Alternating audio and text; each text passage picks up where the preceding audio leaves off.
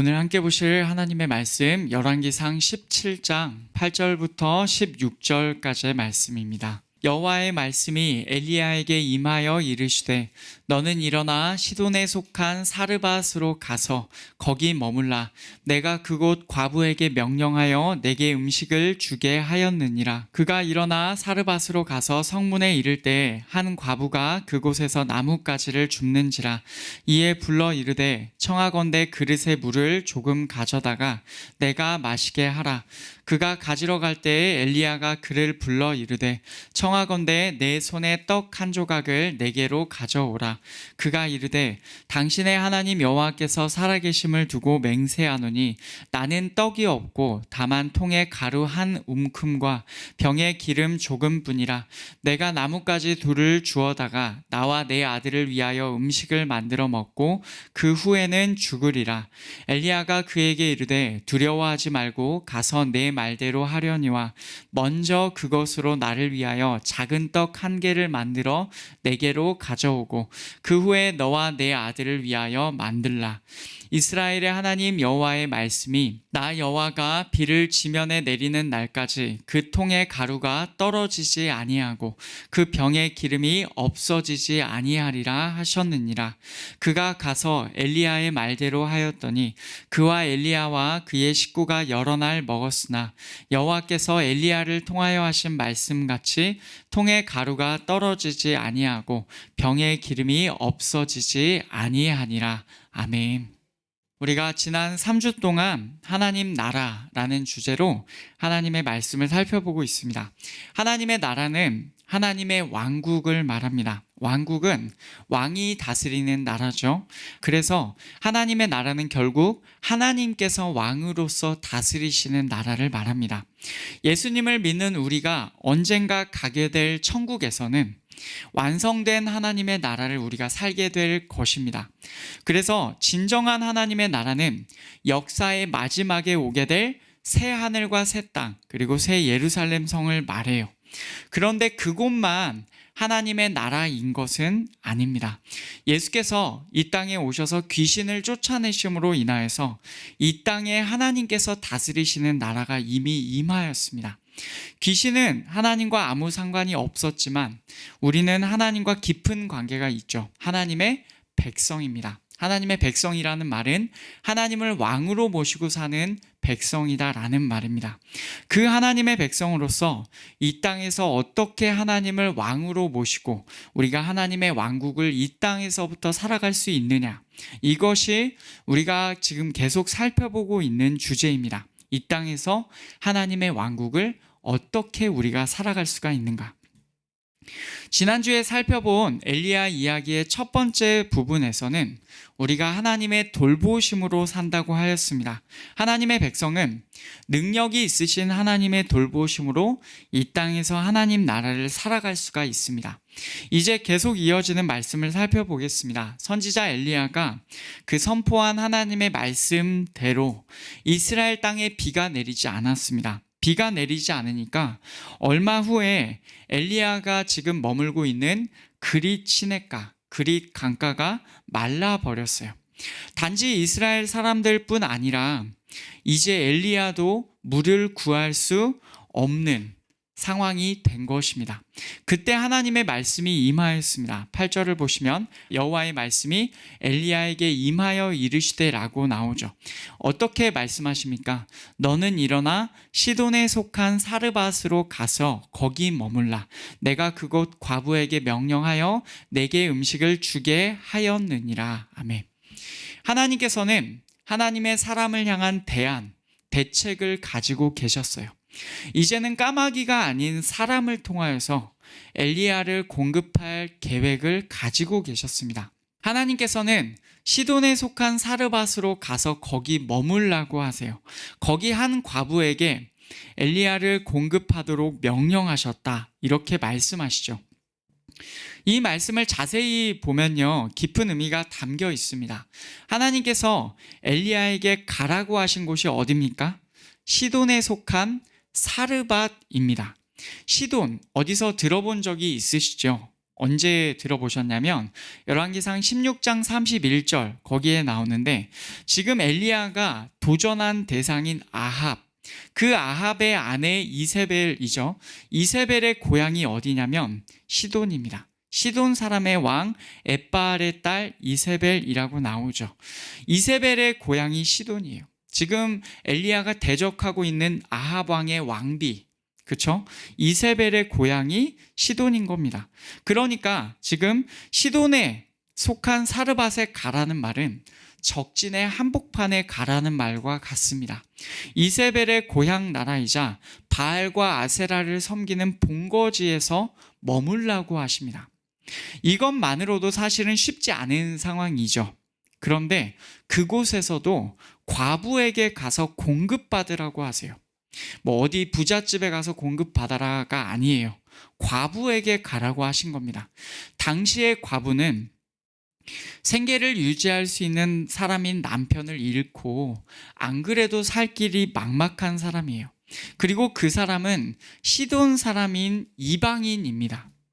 하나님을 섬기는 사람이라도 하나님의 사람에게 그 가뭄에 먹을 것을 나눠줄까 말까 싶은데, 하나님도 모르는 이방인이 어찌 하나님의 사람에게 자기 먹을 것을 나눠서 도와주겠습니까?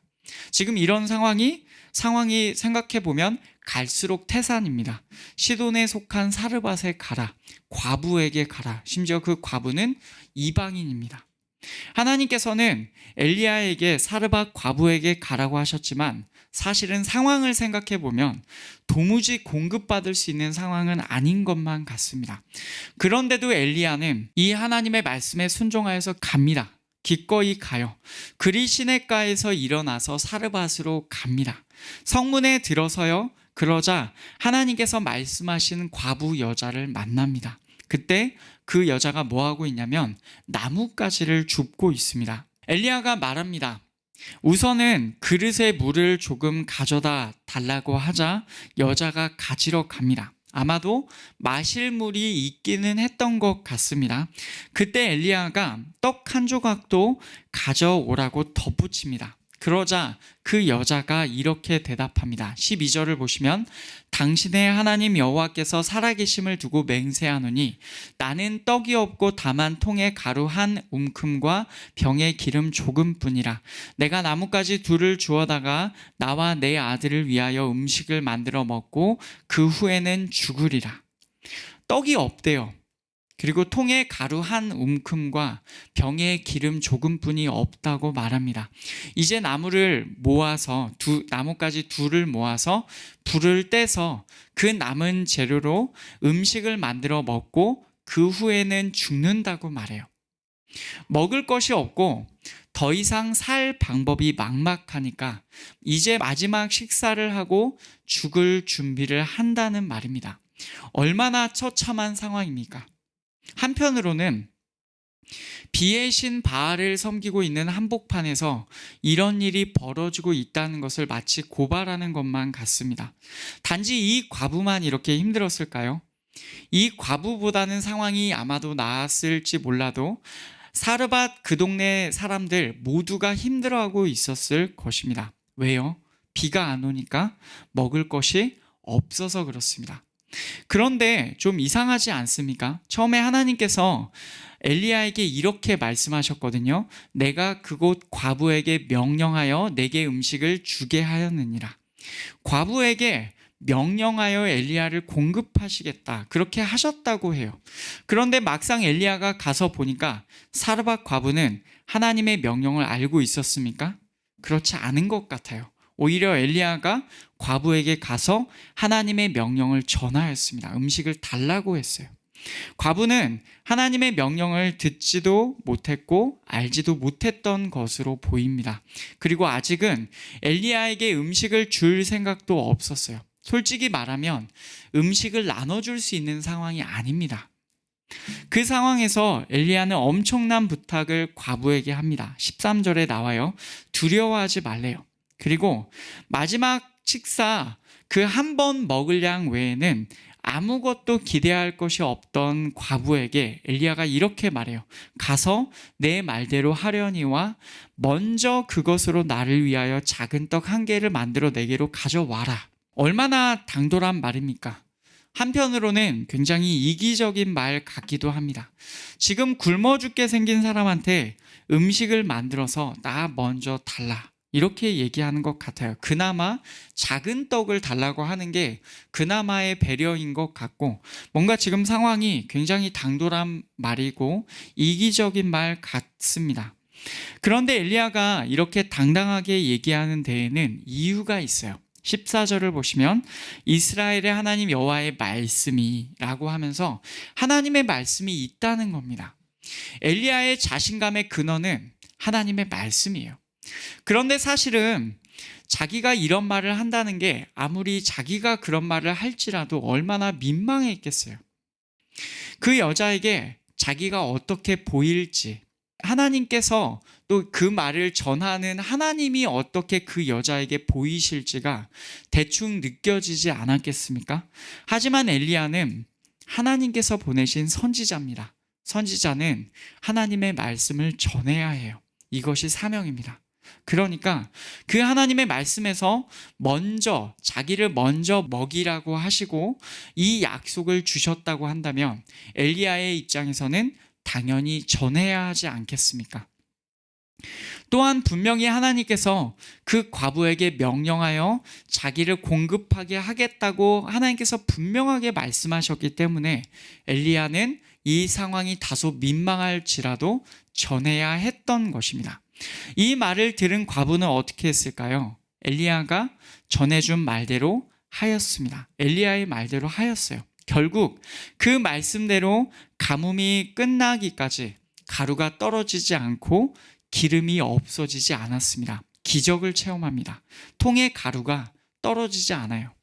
병에 기름이 없어지지 않아요. 계속 공급이 되는 겁니다. 기가 막힌 방법으로 어떻게 공급되는지 자세히 묘사되어 있진 않으나 통에 가루가 계속 나옵니다. 병에 기름이 없어지지 않아요. 기적을 체험합니다. 가루와 기름이 사라지지 않는 일을 우리가 한 번만 경험하여도 놀라울 텐데 계속 없어지지 않는 일을 경험하고 있습니다. 그것도 비가 올 때까지 그 일을 계속 경험한다고 생각해 보십시오. 얼마나 놀라운 일입니까? 이것이 오늘 말씀입니다. 돌아보면 오늘 본문에서는 3번의 순종함이 나옵니다. 먼저 엘리야가 하나님의 말씀에 순종해서 적진의 한복판인 사르밧까지 갔습니다. 시돈까지 가서 사르밧에 이르렀습니다. 이것이 첫 번째 순종입니다. 다음으로 엘리야는 사르밧에서 과부를 만나 그 과부에게 하나님의 말씀을 선포하였습니다. 이것이 두 번째 순종입니다. 과부 역시도 자기가 들은 하나님의 말씀에 순종해서 엘리야를 먼저 대접했습니다. 이것이 오늘 말씀에 나온 3번째의 순종입니다. 이 3번의 순종함이 있은 다음에 원래 하나님의 말씀이 이루어졌습니다. 하나님께서 과부를 통하여 엘리야를 공급하시는 거죠. 이것을 통해서 우리는 이렇게 고백할 수가 있습니다. 하나님의 말씀에 순종하면 놀라운 일이 일어난다는 거예요. 그러나 현실에서 하나님의 말씀에 순종하기는 쉽지 않아 보입니다. 엘리야의 2번의 순종함을 한번 생각해 보시죠. 위협을 무릅써야 했어요. 그리고 민망함을 이겨내야 했습니다. 과부의 순종함도 생각해 볼까요? 과부는 생명을 걸어야 했습니다. 물론 이거 먹고 죽으려고 생각은 했지만 그럼에도 그 죽음, 그 앞에서 자기의 것을 먼저 양보하는 일이 있어야만 했습니다. 하나님께서는 우리에게 지키기 편한 말씀만을 주시는 것은 아닙니다. 하나님의 말씀에 순종한다는 것은 때로는 위험하고 때로는 민망함을 견뎌야 하고 때로는 죽을 것만 같습니다. 그것이 하나님의 말씀에 순종하는 길입니다. 그런데 그 하나님께서는 우리의 마음을 잘 아십니다. 과부의 마음도 잘 아셨어요. 그래서 오늘 말씀 13절에 보면 엘리야가 그에게 말합니다. 두려워하지 말라. 과부를 향해 엘리야는 두려워하지 말라고 전하였어요. 하나님의 말씀에 온전히 순종하는 일은 엄청나게 두려운 일입니다. 하나님께서도 그것을 모르지 않으십니다. 여러분 이것을 꼭 기억하시기 원해요. 하나님께서는 우리가 순종하기 어렵다는 것을 하나님도 알고 계세요. 그런데도 하나님께서는 순종하라고 하시는 겁니다. 그러면 한번 생각해 보시죠. 왜 두려울까요? 우리가 하나님의 말씀에 순종하는 게 두렵다고 생각하죠. 그런데 왜 두려울까요? 우리는 사실 생각해 보면 원래가 막연한 두려움으로 가득한 인생을 삽니다. 누구도 자신의 인생을 확신할 수 있는 사람이 없어요. 뭐 먹고 살지? 어떻게 살지? 그러니까 돈 많이 벌어놓고 우리가 어려움에 처해도 그 상황에서 대처할 수 있게 만들어 놔야지. 여러분 이런 것들이 사람 안에 있는 본성적인 생각입니다. 우리의 마음에 있는 이 두려움이 우리 안에 항상 존재한다는 거예요. 우리의 마음에 있는 이 두려움은 죄의 결과입니다. 사람이 하나님을 떠났을 때 두려움이 찾아왔어요. 죄 지은 아담과 하와가 숨었습니다. 살인했던 가인이 두려워하였습니다. 다 죄의 결과로 두려움이 임하였던 것입니다. 사람이 막연하게 두려워하는 이유는 하나님께서 나를 돌보신다는 사실이 믿겨지지 않기 때문에 그렇습니다. 하나님께서 이제는 죄를 지은 나를 싫어하셔서 나를 이제 더 이상 돌보지 않으시고 그 심판주 하나님께서 나를 벌하실 거야 라는 두려움이 기본적으로 우리 마음에 있는 것입니다. 하나님께서 마지막 먹을 것밖에 없던 사르밧 과부에게 하나님의 말씀에 순종하라고 하시는 이유가 무엇입니까? 하나님께서 그렇게 두려움이 가득한 우리에게 하나님의 말씀에 순종하라고 하시는 까닭이 무엇입니까? 여러분 이 이유를 생각해 보셨습니까? 하나님의 말씀에 순종하여서 하나님의 살아계심을 경험하고 두려움을 견디는 순종을 통하여서 하나님의 돌보심을 경험하라는 것입니다. 하나님으로의 초대입니다. 하나님께서는 하나님의 백성을 돌보십니다. 여러분 이것은 변하지 않는 사실이에요. 비도 멈추게 하신 하나님, 까마귀로 공급하게 하신 하나님께서 하나님의 사람을 못 돌보시겠습니까? 중요한 점은 우리가 하나님의 돌보심을 경험할 정도로 하나님께 순종하는가입니다. 우리가 하나님의 돌보심을 경험할 정도로 하나님께 순종하는가? 우리가 두려움이 가득한 상황에서 하나님께 순종하였을 때 하나님께서 하나님의 백성을 어떻게 돌보시고 입히시는지를 우리가 경험해 보았는가? 이것을 우리에게 질문을 던져봐야 하겠습니다. 만약 엘리야가 그리 시냇가로 순종하여 가지 않았다면 어땠을까요? 하나님께서 보내신 까마귀가 떡과 고기를 공급함을 경험하지 못했을 겁니다.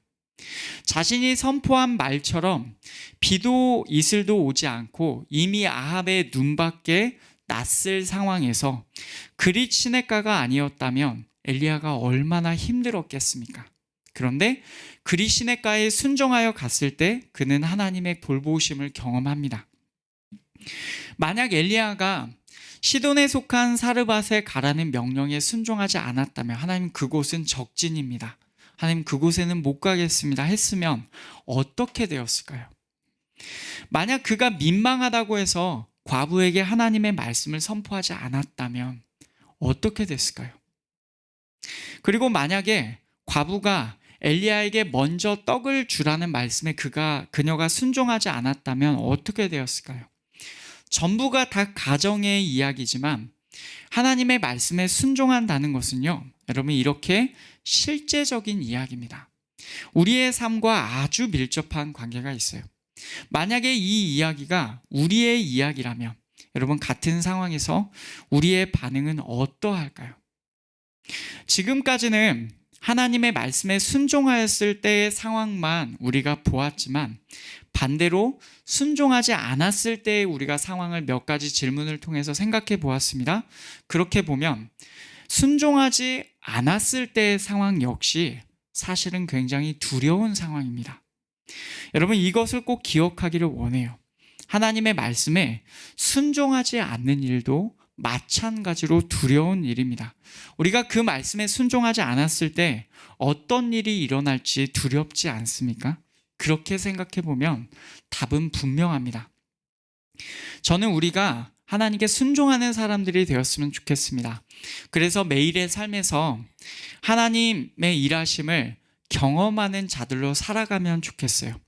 지금 우리가 순종할 하나님의 말씀은 무엇입니까? 우리 각자에게 하나님께서 말씀하시는 내용들이 있을 것입니다. 지금 이 순간 하나님께서 떠오르게 하시거나 아니면 오래 전부터 하나님께서 계속해서 우리의 마음을 두드리고 계시거나, 여러분, 그것을 오늘부터 행하기를 원합니다. 하나님께 순종하는 자는 하나님의 역사를 보고 하나님의 특별한 돌보심을 경험할 수가 있습니다. 물론 때로는 하나님의 말씀에 순종한다고 했죠. 그런데 우리의 인생에 우리가 생각했던 대로의 반응이, 결과가 있지 않을 때도 있을 것입니다. 정말로 이것이 하나님께서 우리에게 허락하신 일인가? 정말로 내가 하나님의 말씀을 잘 분별한 것이 맞는가? 여러분, 그런 순간들이 있을지도 모릅니다. 때로는 나타나는 결과가 오늘 말씀처럼 아주 긍정적인, 극적인 결과가 아닐지도 몰라요. 그런데 그것도요, 시간이 흐르면 하나님께서 그때 왜 그렇게 하셨는지가 우리 인생 가운데 해결될 줄로 믿습니다. 여러분, 때로는 우리가 하나님의 역사를 우리가 다 이해하지 못할 수도 있어요. 오늘 본문의 이야기는 아주 긍정적인 이야기를 하나님께서 보여주시는 겁니다. 그런데 때로는 하나님 말씀에 분명하게 순종하였음에도 나타나는 변화가 일어나지 않을 수도 있습니다. 여러분, 그러나 그때에도 우리가 해야 될 중요한 것은 우리가 하나님의 말씀에 순종한 것 하나님 알아주십시오 하고 끝까지 그분 앞에 머무는 것이 매우 중요하다는 것입니다. 우리가 하나님 앞에 순종한 것을 하나님께서 우리의 마음을 아실 겁니다. 그리고 언젠가 우리가 기대하지 못했던 기가 막힌 방법으로 하나님께서 우리의 삶의 숙제들을 해결해 주실 거라 그렇게 믿습니다. 그러니 우리의 삶에 주어진 순종의 문제에 있어서 여러분, 오늘 지금 순종하기로 결단하시기를 간절히 소원합니다. 말씀을 맺겠습니다. 하나님께서는 능력 없으신 분이 아니십니다. 하나님께서는 비를 내리실 수도 있고 비를 내리지 않으실 수도 있습니다. 하나님께서는 까마귀로 공급하게 하실 수도 있는 분이십니다. 그리고 사람을 통해서 공급하실 수도 있는 분이세요. 기름과 밀가루가 끊이지 않게 만드실 수도 있는 분이십니다. 능력이 있으신 하나님께서는 이 땅에서 하나님의 백성을 돌보십니다. 하나님의 백성인 우리가 하나님의 돌보심을 체험하는 방법이 무엇입니까? 하나님의 말씀에 순종함으로써 하나님의 돌보심을 체험합니다. 하나님의 말씀에 순종하는 일은 때로는 어렵고 때로는 민망할지 모르고 때로는 매우 두려운 일입니다. 그러나 하나님의 말씀에 순종하지 않는 일도 마찬가지로 두려운 일입니다.